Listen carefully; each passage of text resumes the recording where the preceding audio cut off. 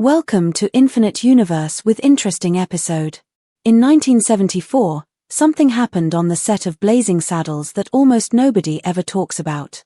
The actor who was originally cast to play the Waco Kid disappeared after only one day of shooting. What he did 4 years later would leave a dark shadow over Hollywood. Even stranger, when legendary actor John Wayne read the script, he said just 3 words that completely changed the direction of the film. The original title of Blazing Saddles had a connection to Malcolm X, but Warner Brothers erased that part from history. And hidden within the film is a strange little message in the name of the governor, a joke that only French historians would recognize. These aren't just pieces of movie trivia, they're deeply buried secrets that people have been trying to hide for more than 50 years. Blazing Saddles started off as a wild and risky idea. The movie was originally called Tex-X, which was a clear reference to Malcolm X. Andrew Bergman, the man who came up with the idea, was still in his 20s at the time. He wanted to tell a story about a black sheriff in an all-white western town. That idea alone was explosive back then. And naming the sheriff after Malcolm X wasn't meant to be funny, it was a powerful statement. Bergman wanted to tear apart the clean, whitewashed image of Hollywood cowboys. Having a black man take charge in the Old West flipped the entire Western genre on its head. Even more surprising was that a big movie studio actually took the script seriously. In the early 1970s, very few movies dealt with race in such a direct way, especially not comedies. The name Tex-X was eventually dropped, but that fiery energy stayed in the final version of Blazing Saddles. Before Mel Brooks came into the picture, the movie almost went in a completely different direction. Alan Arkin was originally set to direct, and the actor chosen to play the sheriff was James Earl Jones years before he would become famous as the voice of Darth Vader. Jones had a powerful presence and deep voice, but he didn't have a background in comedy. Still, he was a strong and respected choice. But the project started falling apart. There were creative arguments, nervous studio executives, and fears that the script was just too dangerous. It was too bold, too sharp, and made too many people uncomfortable. So the project was shelved. When Mel Brooks came on board, everything changed. He didn't tone it down, he turned it up. Without that earlier failure, Blazing Saddles as we know it never would have existed. At the time, Brooks wasn't doing well in his career. His film The Producers had won an Oscar, but it hadn't made much money. His next film, The 12 Chairs, had been a complete failure. He was broke, couldn't afford a new car, and had a baby on the way with his wife and Bancroft. He was so discouraged that he was ready to quit movies and go back to working in television. Then he was offered the script for Tex-X. He didn't take the job because he believed in himself, he took it because he was desperate. Later, Brooks admitted that this movie saved his life. It allowed him to buy a house, pay the bills, eat a good dinner, and finally breathe again. Blazing Saddles completely turned his life around. Writing the script was total madness. Brooks didn't do it alone. He brought in 4 other writers, Andrew Bergman, Richard Pryor, Norman Steinberg, and Alan Yuga. The writing sessions were like an all-out brawl. Everyone was yelling, arguing, and fighting to keep their jokes in the script. They worked long into the night, living off Chinese takeout and pure adrenaline. The first draft of the script was 412 pages long, that's enough material for almost 8 hours of film. They cut it down to 275 pages, which was still way too long, but it was full of wild, rebellious humor. Richard Pryor added a sharp edge to the writing, especially when it came to shaping the voice of the characters. The fart scene around the campfire, that famous, shocking moment, came out of this chaotic writing process. This wasn't a calm, careful writing job. It was war. But what came out of it was something Hollywood had never seen before. From the very beginning, Brooks made it clear what kind of movie he wanted to make. He even put a sign on the wall that said, "Please do not write a polite script." That one sentence set the tone for the entire project. He told his team to ignore the rules and go wild. His logic was simple. The studio probably wouldn't let them make the movie anyway, so they had nothing to lose. They attacked racism, mocked Hollywood clichés, and joked about topics nobody else would dare touch. Richard Pryor wrote Jewish jokes, and the Jewish writers wrote black jokes. Nobody stayed in their lane, and the mix of voices gave the movie its fearless and unforgettable tone. It didn't just make fun of westerns, it tore them apart and built something completely new.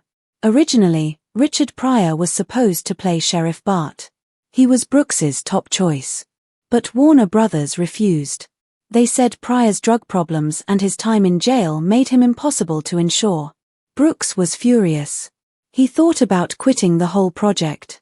But surprisingly, Pryor remained calm and told Brooks not to give up. He said, "We'll find the right guy. Keep going." Pryor stayed on the writing team and helped shape the film's tone from behind the scenes. Eventually, the role of Bart went to Cleavon Little. Brooks later said they got lucky with Little. But it's hard not to wonder what the film might have been like if Pryor had played the lead, especially since he and Gene Wilder became one of the most beloved comedy duos in history just 2 years later. The biggest casting twist came when Mel Brooks asked John Wayne to play the Waco Kid. Yes, that John Wayne, the ultimate serious cowboy. Brooks gave him the script, and Wayne read it overnight. He told Brooks he laughed his ass off, but he had to turn it down. He said it was too dirty for his image. Still, he promised he'd be first in line to watch it. Just imagine it, the straightest cowboy of all time playing a washed-up drunk in a movie that made fun of every Western trope. It didn't happen, but it almost did. After Wayne said no, Brooks became obsessed with casting Dan Dailey. Dailey wasn't known for westerns, he was a musical star, but he could ride a horse better than almost anyone. Brooks thought he was perfect. He even tracked him down in Hawaii.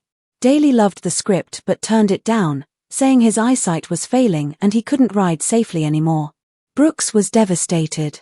Then came the worst casting disaster of all.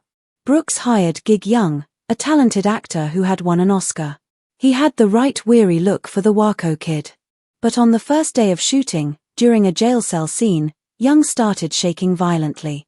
Brooks thought it was part of the performance until green bile came out of Young's mouth. He was rushed to the hospital. Brooks later said, "If you want an alcoholic, don't cast an alcoholic." Young never came back and later sued Warner Brothers. The film had lost its Waco Kid again. That's when Gene Wilder came in. Brooks hadn't even considered Wilder for the role. He thought he was too young and too fresh-faced.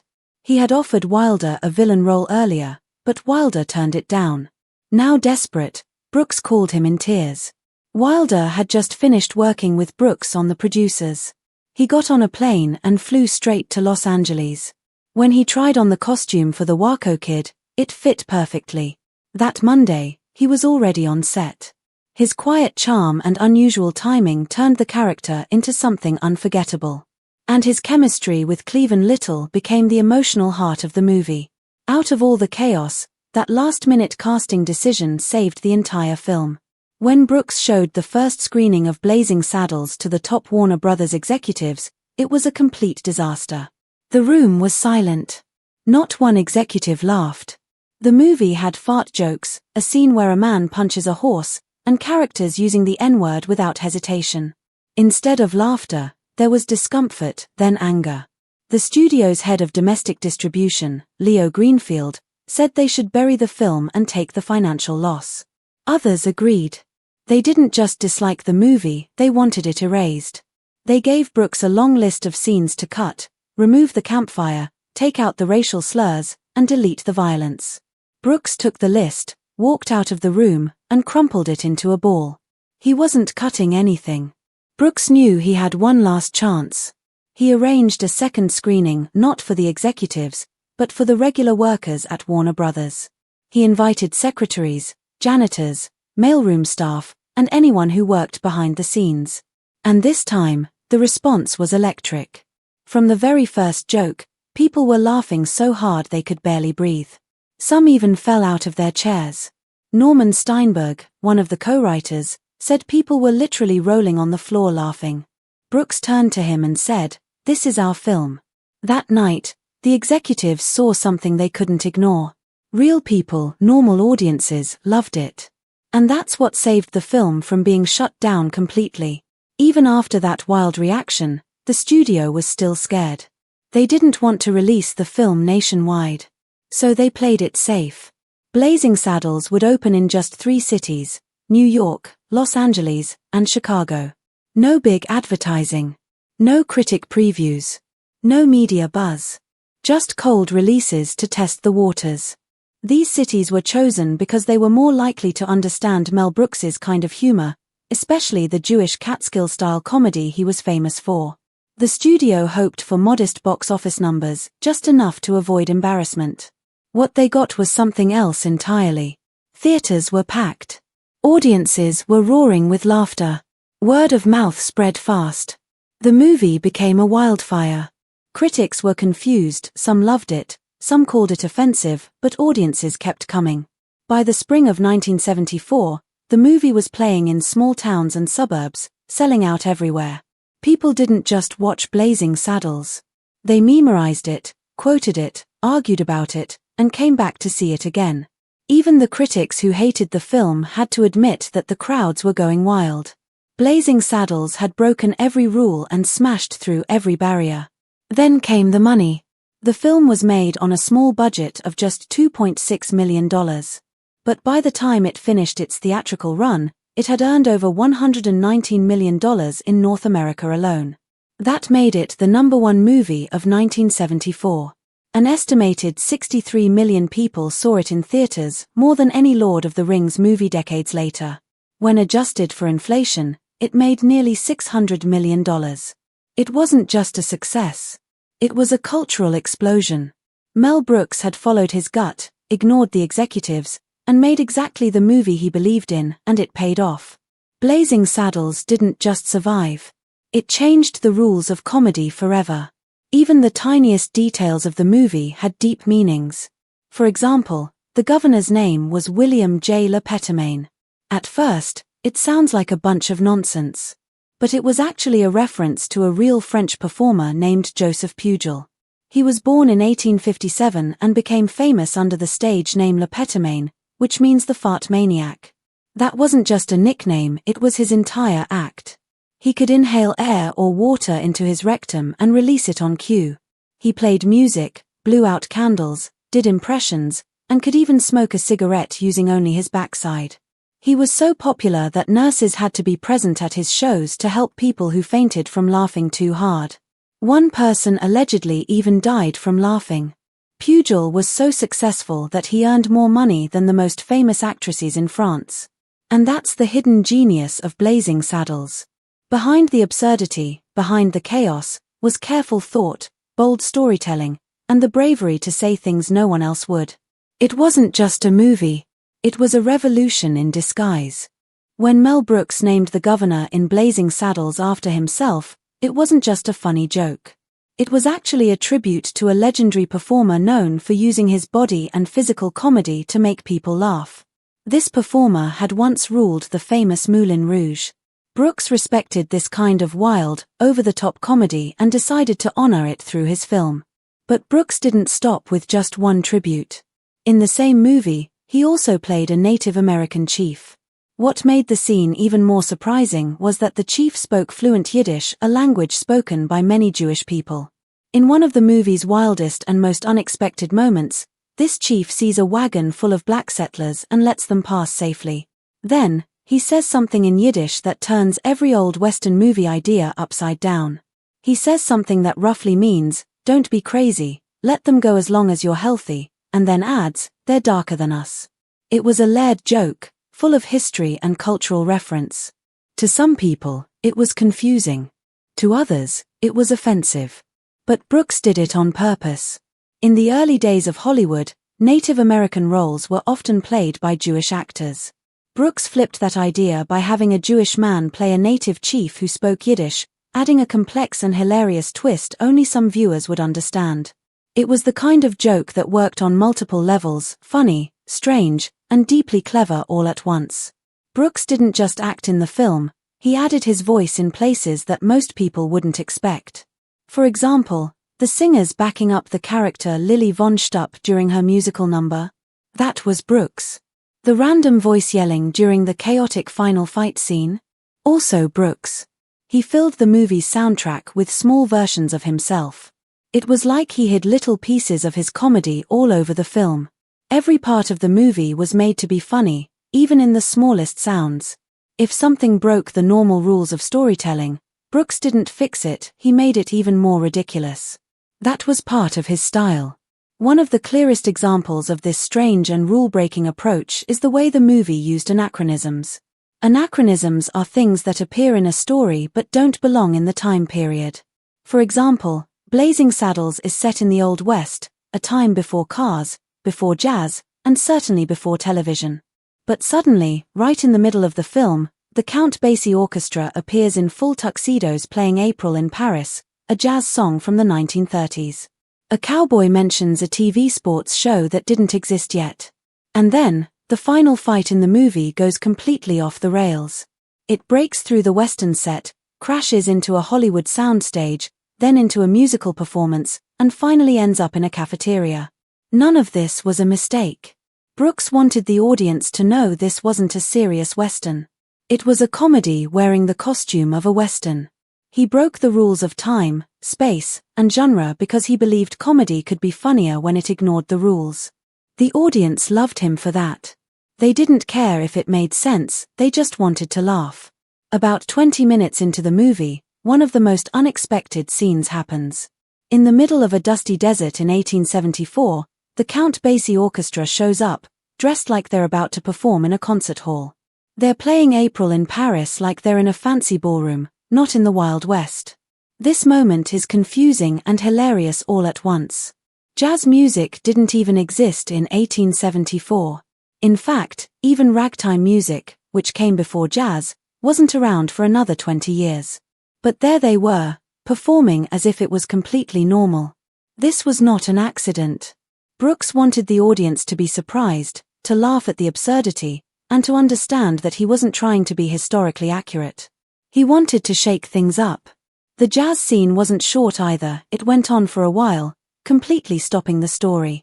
But instead of ruining the film's rhythm, it made it even better. This scene became one of the most iconic in the entire movie.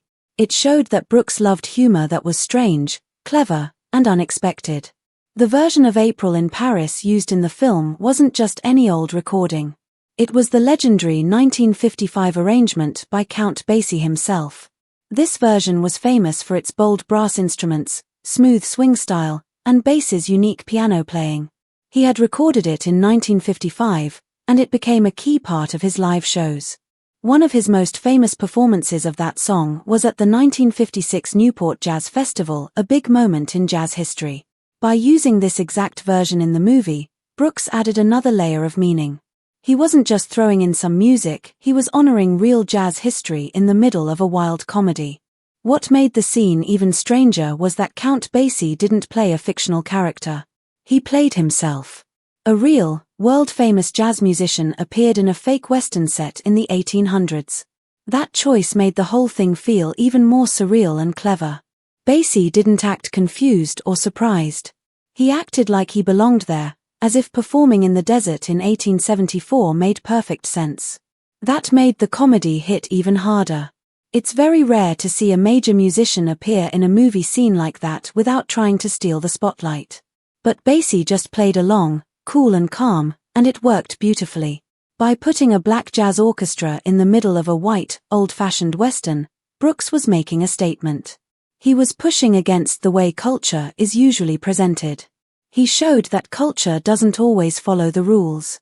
It overlaps, evolves, and sometimes crashes into itself in funny and surprising ways. Some scholars believe this moment in the movie was a powerful reminder that American culture is made up of many parts, not just one story, one group, or one history. There was another secret hidden in the movie that many people missed. Anne Bancroft, Mel Brooks's wife, was actually in the film. Bancroft was no ordinary actress, she had won the Oscar, the Emmy, and the Tony, one of the very few people in the world to win all three. But instead of asking for a big role or attention, she quietly appeared as an extra in the church scene. She didn't get a close-up. She didn't get a credit. She just blended in with the crowd. It wasn't meant to be a big moment. It was a quiet way to support her husband's project. This little cameo became a kind of hidden treasure for fans. Even though people tried to update movie websites like IMDb with her appearance, they were rejected. Brooks himself confirmed she was in the scene. Fans submitted screenshots as proof. Still, major movie databases didn't add her name. No official credit. Some people blamed strict rules about uncredited roles. Others thought maybe it was just too small of a part. But for many fans, this only made the mystery more interesting. It also showed something powerful, that even the most famous actors can choose to step back and let the story shine without needing attention. Not all the behind-the-scenes stories were so quiet, though. When Madeline Kahn auditioned for the role of Lily von Stupp, it started with a misunderstanding. Brooks asked to see her legs, and she was shocked. She thought it was one of those situations actresses are taught to avoid, where the director wants something inappropriate. She stood her ground and said, "So it's that kind of audition?" Brooks panicked. He quickly explained that he needed to see if she could do a dramatic move straddling a chair, like Marlene Dietrich did in Destry Rides Again. That was all. He just wanted to make sure she could pull off the style of the role. Once she understood, Kahn didn't hesitate. She grabbed a chair, lifted her skirt, and nailed the move right there in the room. That performance won her the part immediately. Her humor, courage, and perfect timing made her the clear choice. But she didn't stop there. Right after doing the move, she looked Brooks in the eye, lifted her skirt again, and said, "No touching." That line wasn't in the script. She made it up on the spot, and it was hilarious. It showed how confident and bold she was, and how much she understood the spirit of the movie. That one moment helped shape her entire character. Brooks later said that after seeing that, he knew no one else could play the role. When Mel Brooks first started working on Blazing Saddles, even he didn't know how far he could take things. That's when Richard Pryor joined the writing team. Pryor wasn't just there to add jokes, he gave the movie its heart and its bravery. Brooks was unsure about using the N-word so many times in the film. He was afraid the audience would walk out or that the studio would shut down the project. Pryor didn't hesitate. He told Brooks that if they were going to make fun of racism, they had to show it honestly. They couldn't hide behind soft language. They had to use the real words and let the audience feel the pain. Pryor said very clearly, "We are writing a story of racial prejudice." That was the truth, and that's what made the film powerful. When Pryor couldn't star in the movie himself, he didn't get upset. Instead, he helped choose the actor who would play the lead. He picked Cleavon Little. Pryor said Little was coal-black and that his presence would scare the town in the movie, and that was the point. The townspeople were supposed to be terrified of a black sheriff. That fear is what made the satire sting. Little's performance was calm, confident, and smooth, which made the whole situation even more ridiculous. Without Pryor, none of that would have happened. There was even more drama behind the scenes. The original actor chosen to play the Waco Kid was Gig Young, an Oscar-winning actor. On his first day of filming, he had to hang upside down for a jail scene. But instead of delivering his lines, he started vomiting and couldn't stop. His years of alcoholism had caught up to him, and he was suffering from withdrawal. Brooks had no choice but to stop production and fire him. Gene Wilder flew in to take the role. Young didn't take it well. He sued Warner Brothers, claiming that firing him was unfair and a breach of his contract. The lawsuit added more stress to an already difficult production. But the saddest part came later. In 1978, Young murdered his wife and then took his own life. His brief and tragic involvement in Blazing Saddles became a dark part of Hollywood's history. Another unexpected problem came from Hedy Lamarr, a famous actress from the golden age of cinema. The villain in Blazing Saddles, played by Harvey Korman, was named Hedy Lamarr, a clear play on her name. She didn't find it funny. In fact, she sued Mel Brooks and Warner Brothers for $10 million, saying they used her name without permission. The film even made a joke about this, with a character saying, "This is 1874, you'll be able to sue her." But Lamarr wasn't laughing. Brooks admired her and didn't want a long legal fight. He told his lawyers to pay her whatever she needed. The exact amount is still unknown. Despite all the problems and controversies, the movie made history. In the year 2000, the American Film Institute released a list of the 100 funniest movies of all time. Blazing Saddles ranked number 6.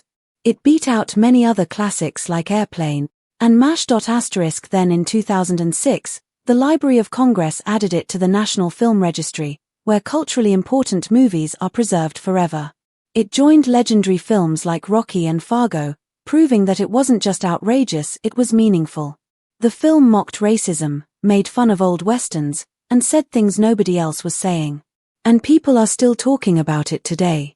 In 2024, HBO Max added a special 3-minute warning before the movie. The warning, narrated by film scholar Jacqueline Stewart, explained that the film used racist slurs and stereotypes, but to mock racism, not support it. Some people appreciated the explanation. Others thought it was unnecessary. Only 2 films on the whole platform had this kind of warning, Blazing Saddles and Gone with the Wind. That says everything about how powerful and controversial it still is. Mel Brooks saw this coming. In a 2017 interview, he said, "Political correctness is the death of comedy." He didn't mean that mean-spirited jokes were okay. He meant that real comedy sometimes has to take risks. It has to go to places that are uncomfortable. That's how it breaks down hate and fear. Brooks believed that laughter could do something no speech or argument could ever do. It could disarm hate and make people think, even while they're laughing. Thanks for watching. Keep it and stay tuned. Like and subscribe our channel. Have a good day.